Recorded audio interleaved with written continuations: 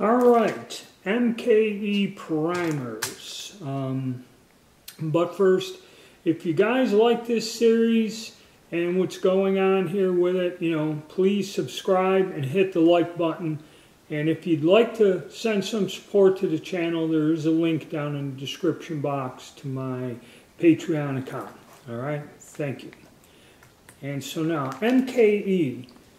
These primers came to me in, I call it industrial packaging. This packaging, however these were sent, was not designed for retail sale to reloaders, I guess. All right. And MKE, I've seen these primers. They have ammunition. They've sold ammunition under that brand also. It's a Turkish company, and when you look them up online, you'll find that they manufacture munitions. And I mean heavy munitions, mortar rounds, hand grenades, 155 millimeter shells. It's a munitions company out of Turkey.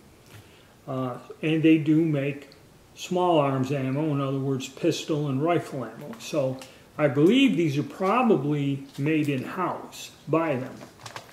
So that's the brand. And like I said, the packaging, this was broken down into 1,000 primers in a sealed bag. So these must arrive in a larger container, and these are just parceled off to be sold. And they were around. I've seen these. Whenever I go on AmmoSeek looking for small pistol primers, I would find this listing. Then all of a sudden it just disappeared like a lot of others. So don't know if you can get them. But when we ran these, they went up the tube pretty easy. Now I used that to kind of gauge how it would feed through your priming system.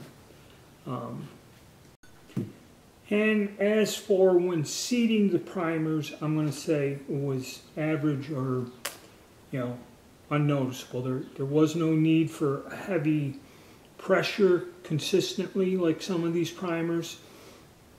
And they went in just under like normal conditions without excessive force or anything. And when tested, of course, I only did 50. So it's kind of not a fair test. You'd have to do a few hundred to see. You might run into one or two light strikes or misfires. But in the 50 I tested, there were no light strikes, no misfires. Everything functioned in 5 different pistols. Striker fired and a hammer fired pistol in there. So I'm going to say the functioning was good. The seating was easy. And this one here, the accuracy was consistent. Or in other words, I was satisfied with it. There wasn't a noticeable difference in the target. It was fairly accurate shots. So this I would say, even though it's, it's kind of hard just to get a generic box with no marking on it or whatever, but they actually function fairly well. And when I do the review of everything, I'll go into, is it this lot's good, or, maybe if you get another lot or another batch of them, they might not be good. But these are pretty consistent and good primers, okay, compared to the others. So I would rate this one as okay, if you can find them. I don't know if you can find them. And with the recent disaster in Turkey, I kind of believe you're going to see an interruption in any type of goods, guns, firearms, ammo, whatever, from them here for a while. All right. Thanks, guys, and stay tuned.